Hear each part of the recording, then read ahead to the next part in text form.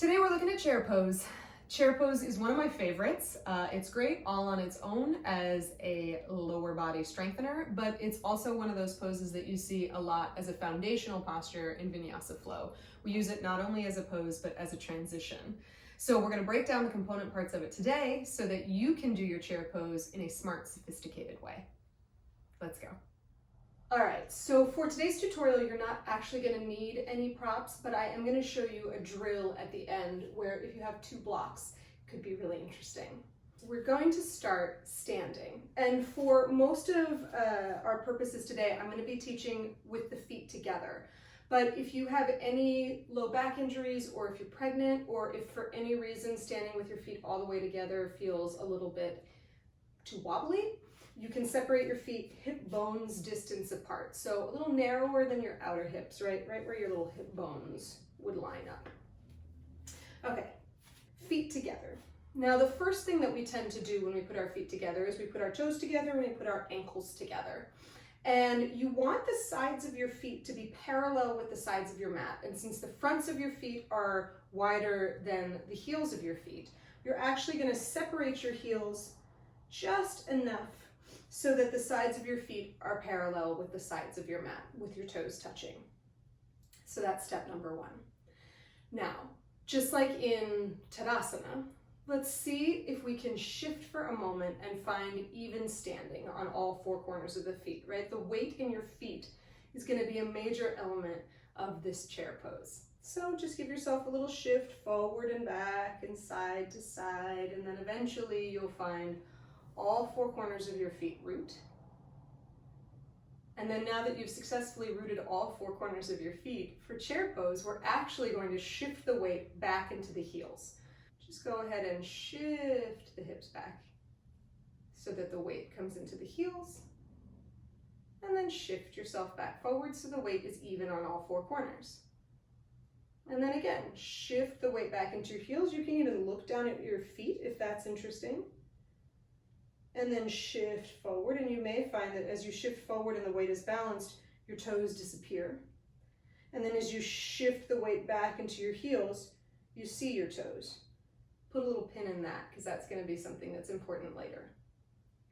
All right, so now that we've mastered this shift, I'm going to turn sideways so that you can see this from a profile angle. Look down at your feet, right?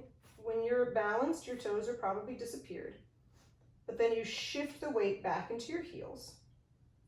You might even, for this first one, like lift your toes and then set the toes back down so they're nice and spread. And then bring the hands to the hips, just so that they're kind of out of the equation for these first couple of moments.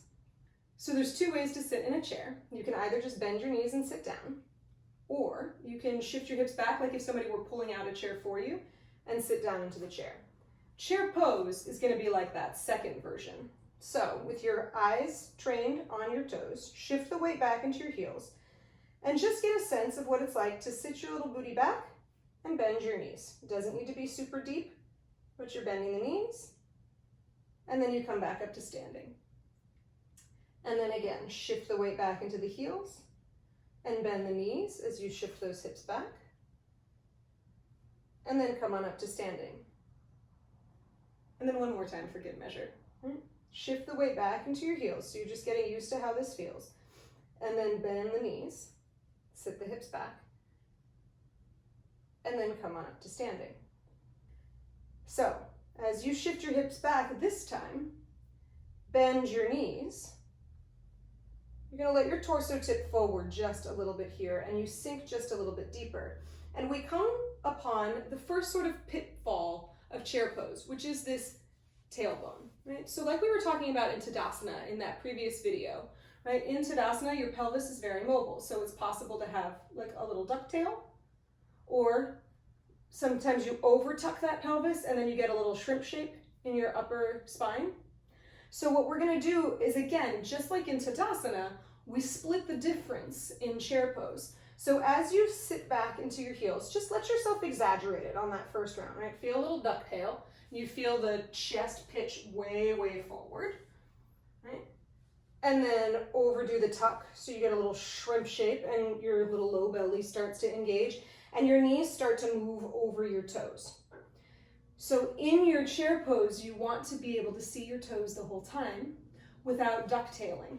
So we split the difference, right? Take a look down, shift the weight back into the heels, bend your knees nice and low. And if you notice a little ducktail, just drop that tailbone towards the floor. So it's not like you're trying to tuck it underneath you. You're just dropping it down towards the floor, right? Your hands are still on your hips and your chest is still pretty well forward. And then the very last little thing that you're aware of here is that your inner thighs are rolling down towards the floor, so they're not opening up. Right? And then we come back to standing, give yourself a little break. And for those of you guys who are doing chair pose with your feet hips distance apart, there's one more little pitfall that can happen here beyond just the pelvis tipping, ducktailing or shrimp shouldering, right? Which is that when you sit back and down, the knees start to knock in towards each other. You want your knees to stay stacked right up over your ankles the whole time. So even as you roll these inner thighs down, the knees don't knock in towards each other. They stay nice and parallel. Okay, so now we've got pretty well the legs sorted in your chair pose. The next component of chair pose is your upper chest. So you might have noticed, right, when you naturally shift the weight back into your heels and bend the knees, the chest wants to point forward, right? And this is a little drill we can do sometimes, is you really tip your chest forward and sit your hips back like you were a skier coming down the mountain. So you really have that shape of your chair pose in the legs. And then the next portion is bringing the hands back to your hips, and without moving that low body at all, you begin to lift the chest up. So you keep dropping that tailbone down towards the floor, even as you're lifting your chest up towards the ceiling. And then come on up to standing and give yourself a little breather. So we'll do that 2 more times with our focus on the upper body, now that we've got the lower body more or less sorted out. So you start in that Tadasana. Take a look down at your little toesies. Shift the hips back into your heels. Bend those knees and sit the hips back. Your torso is going to naturally start to fold forward a little bit. Keep the hips low once they're sorted. And then just begin to lift that upper chest. So it's kind of like there's just a hint of that little baby cobra in the upper chest here. Tailbone continues to drop, but you coil the chest up towards the ceiling. And then come up and out of it. Give yourself that little breather, maybe a little shake. And then one more time, just so that we add on the torso to the legs. Hands to your hips. Gaze down at your feet. Shift the hips back until you see your toes. Bend your knees straight back. That torso is going to tip forward naturally. So as you inhale, just begin to lift that torso up just a little bit. So you're engaging through that abdominal wall. You're lifting through your upper spine. Your legs are probably working like crazy. And then come on up to standing. And then the last component of your chair pose are the arms. So now you shift the weight back into your heels. You bend your knees nice and low. The hands are at the hips. The tailbone drops towards the floor. The chest lifts a little bit. And then just start by reaching your arms parallel to the floor. And then draw the shoulders back into their socket. And then come on up to standing and release the hands to your sides. And then again, we just bend the knees and lift the arms parallel. So it all happens in one action. As you bend the knees, shift the hips back, lift the chest, you reach the arms parallel. And then you can kind of take a look. And if you can't see your toes, it means you're shifted too far forward. And so you want to be able to see your little toes. And then you gaze forward. And then you come on up to standing. And we do it one more time, just like that. Shift the weight into the heels. Bend the knees, lift the chest, reach the arms parallel. And then do a little status check. Can you see your toes? Pretty good. And then come on up to standing. And the very last part of that chair pose is that the arms go beyond parallel. They start to reach up towards the ceiling any amount, however much they are able to do. So if you've got a really open shoulder joint, the arms might reach pretty close up to the ceiling. but for most of us, they're gonna go some degree beyond parallel. Inhale, shift the hips back. Bend the knees, so that's part 1. Lift the chest, that's part 2. And then reach the arms up, any amount, that's part 3. And that's your whole chair pose, right? That is the basic shape. As you reach the arms, you sit the hips low, you're lengthening through the spine, you're getting a little action in your upper chest. It's all very yummy. And then you come on up to standing. And in one fluid motion, you bend the knees, sit the hips back, lift the chest up, reach the arms up high. And you find your way into that nice deep chair, and then do a little status check. Can you see your toes? And then come on up to standing. So one more time, all at once. Bend the knees, shift the hips back, reach the arms high, the gaze is parallel to the floor. Ta-da! Utkatasana, chair pose. And then release. And that's it. Now, as promised, here's this little drill you can do, basically what we just did, but with blocks. So if you've got blocks, go ahead and grab them.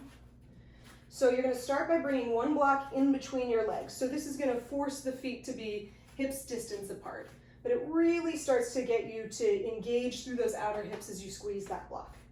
And then you're gonna take the second block and you're gonna hold it between your 2 hands the long way so that your arms are essentially shoulders distance apart. So you shift the weight back into your heels, and again, it's that one fluid action. You're just squeezing the blocks between your legs, squeezing the block between your arms, sitting down, and then seeing if you can, for 5 breaths, crush the block between your legs and crush the block between your hands. 2 more breaths here, sitting nice and low, reaching nice and high. And then come on up to standing and release. If you only have one block, you could do it, do it 3 times with just the block between your legs, sitting your hips down and reaching the arms up. And then when you're done exploring the engagement of your legs, reset the legs, bring the block between your hands, sit the hips back, reach the arms up, and just crush the block between your arms and focus on the upper outer arms. And then release. And that's it. That's your breakdown of chair pose. We move through this pose really quickly, oftentimes as a transition in Vinyasa flow. It's part of Surya B.